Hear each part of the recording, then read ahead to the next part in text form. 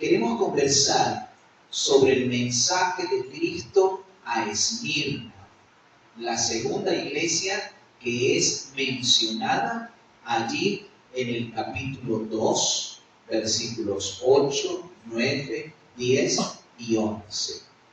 Como hemos resaltado, admiramos a Cristo, su facilidad, su sencillez, su mensaje claro, corto, preciso, directo, pero con una contundencia para cada corazón, para cada oyente, para cada iglesia. Recuerden que estas 7 iglesias no eran las únicas que existían. Había más iglesias en el Asia y en el mundo. Pero estas iglesias son tomadas como modelos, representación, símbolos de la iglesia a través de la historia. Y hay algo bien interesante en cada carta de Jesús a sus iglesias. En cada carta Cristo se presenta como ese maestro, como ese salvador, como ese sacerdote oportuno a la necesidad del tiempo y de la iglesia. Este es un mensaje hermoso, es un mensaje de consuelo, de esperanza, de vigor, de fuerza en Cristo Jesús. Miren cómo dice Jesús: escribe al ángel de la iglesia en Esmirna, el primero y el postrero, el que estuvo muerto y vivió, dice esto. A ver, ¿quién es esa persona? Cristo. Amén. Y no hay ninguna duda, Cristo es el primero, el postrero, el alfa y la omega, el principio y el fin. No hay nada antes de Él ni después de Él, el eterno Jesucristo. Además, también el Señor nos dice: el que estuvo muerto, pero vivió. Mis hermanos, mis amigos, nosotros creemos en un Cristo resucitado. Amén. No en un Cristo muerto, en un Cristo vivo. Cuando Cristo resucitó, Él dijo: yo soy la resurrección y la vida. El que cree en mí, aunque esté muerto, vivirá. Así que, mis amados, nosotros creemos en un Cristo vivo, que vive y reina por siempre y para siempre. Cuando las mujeres fueron a visitar la tumba de Jesús aquel domingo de mañana, el ángel les dijo: ¿por qué ustedes buscan entre los muertos al que está vivo? No está aquí, ha resucitado. Si nosotros queremos ir a visitar la tumba de Jesús, ¿cómo la vamos a conseguir? Vacía, porque Cristo resucitó. Alabado sea su nombre por siempre. Adoramos, amamos y servimos a un Cristo vivo. Amén.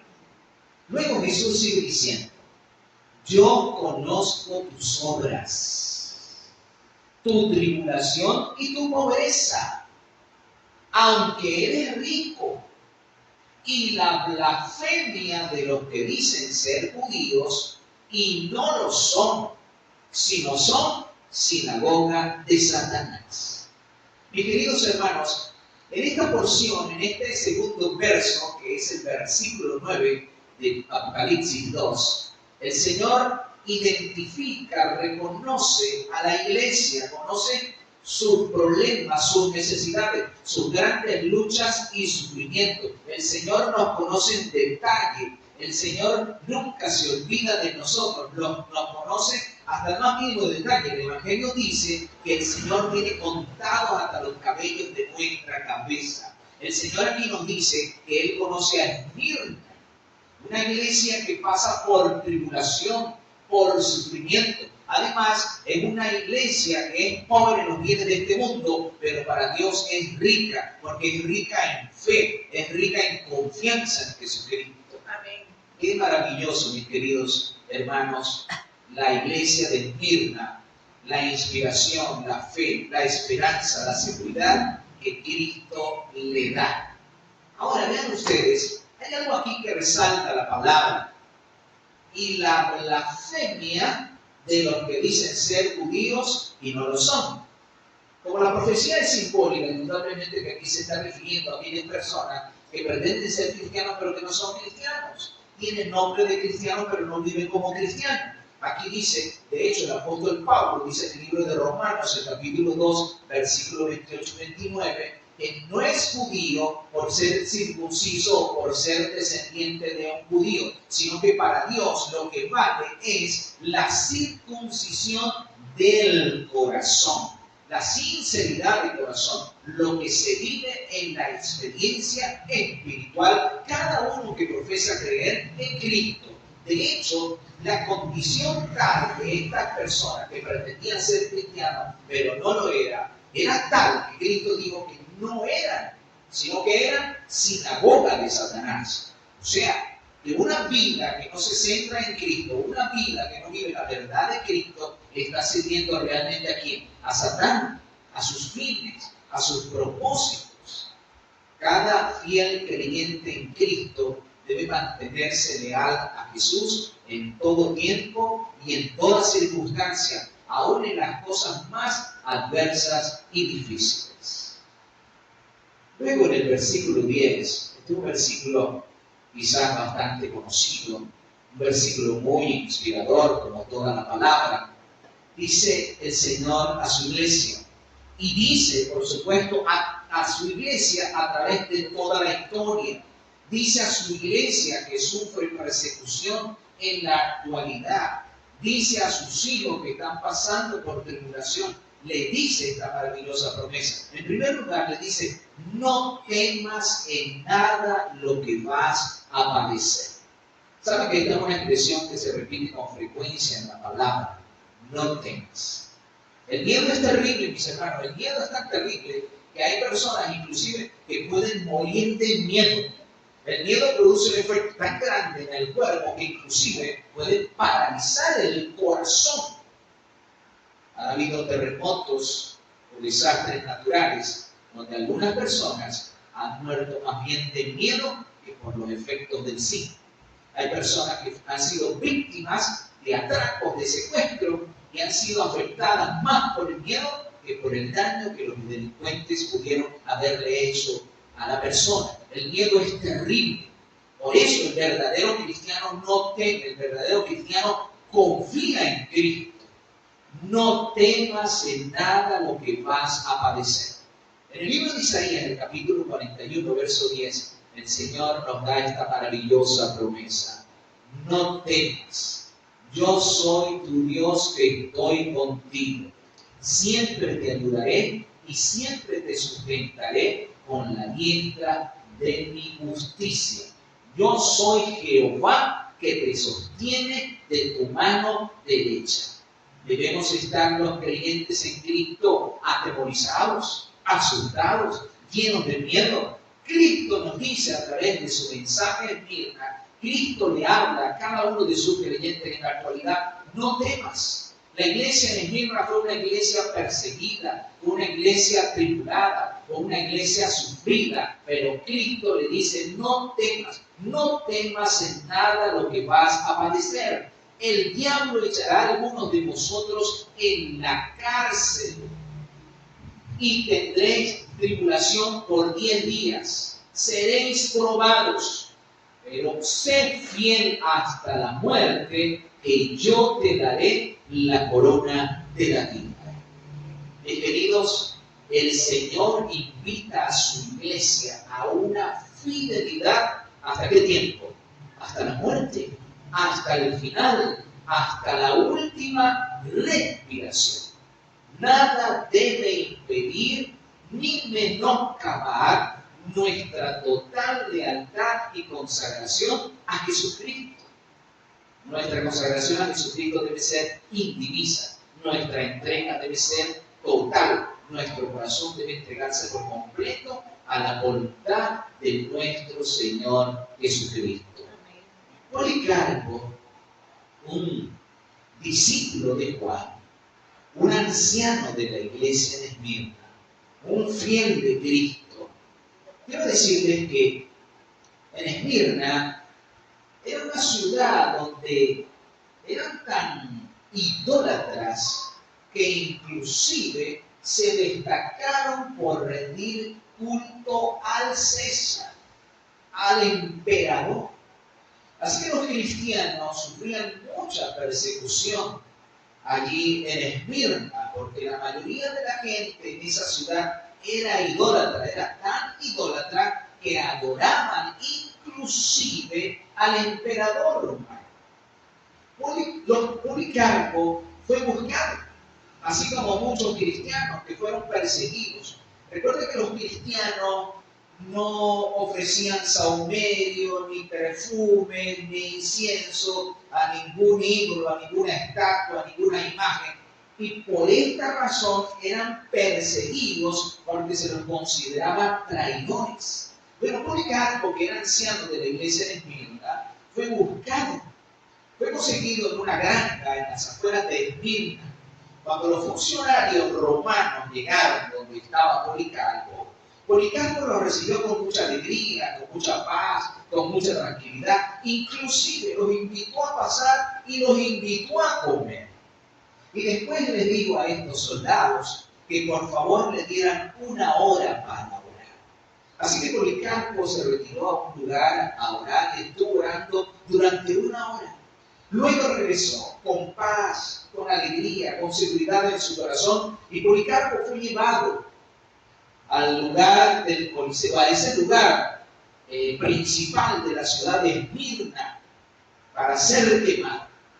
Y cuando llegó allí, al estadio, al lugar donde estaba la gente concentrada, el cónsul le dijo: retráctate, renuncia a la fe en ese Jesús de Nazaret y salva tu vida, porque de otra manera morirás quemado. Policarpo le dijo al cónsul: si en 86 años de mi vida Cristo nunca me ha fallado, Cristo nunca me ha hecho nada malo, ¿cómo voy yo a renegar de mi fe en Cristo? ¿Cómo voy yo a negar mi lealtad a mi Rey Jesucristo? Si eres tonto, vas a ser quemado. Finalmente no pudieron convencer a Policarpo que se retractara de su fe en Cristo. Se preparó la hoguera, la leña, se ató a Policarpo sus manos a las espaldas. Policarpo hizo una oración. Cuando terminó su oración, se incendió la hoguera. Policarpo murió, pero murió predicando de Cristo, murió predicando del pronto regreso de Jesús, murió predicando de la resurrección de Cristo, murió hablándole a la gente que se arrepintiera y buscaran a Cristo antes que fuera demasiado tarde. Selló su testimonio con su vida. ¿Cuáles son las palabras de Jesús a Esmirna? Sé fiel hasta la muerte, que yo te daré la corona de la vida. Policarpo miró más allá de la leña. Policarpo miró más allá del fuego, miró más allá del horizonte, a la eternidad, cuando Cristo ha de venir a darle la vida eterna a sus hijos fieles. Dice el Señor Jesucristo allí en 1 de Juan 5:12, el que tiene al Hijo, tiene la vida. El que no tiene al Hijo, no tiene la vida. En San Juan 11:25 el Señor dice: yo soy la resurrección y la vida. El que cree en mí, aunque esté muerto, vivirá. Amén. Y el que vive y cree en mí, aunque muriere, no morirá para siempre, porque yo le resucitaré. Queridos hermanos, mis amigos, esta es una de las maravillosas promesas. De hecho, Cristo se presenta como el primero y el postrero. Se presenta como el que estuvo muerto pero vivió. O sea, hay garantía de resurrección. No debemos temer en permanecer fieles a Cristo hasta la última consecuencia. Porque de Cristo recibiremos ¿qué cosa? La vida eterna.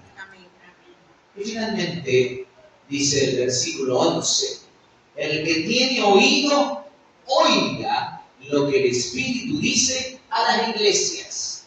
El que venciere no sufrirá daño de la segunda muerte. El Señor nos invita a vencer. La palabra de Dios en Apocalipsis repite con frecuencia que las promesas, la victoria, el galardón, ¿para quién es? Para los vencedores. nosotros debemos anhelar con todo nuestro corazón vencer. Nosotros debemos ver más allá de lo que esta vida pueda ofrecernos, porque lo que Cristo nos ofrece durará para siempre. Amén. Lo que Cristo nos concede es nada más y nada menos que la vida eterna. Amén.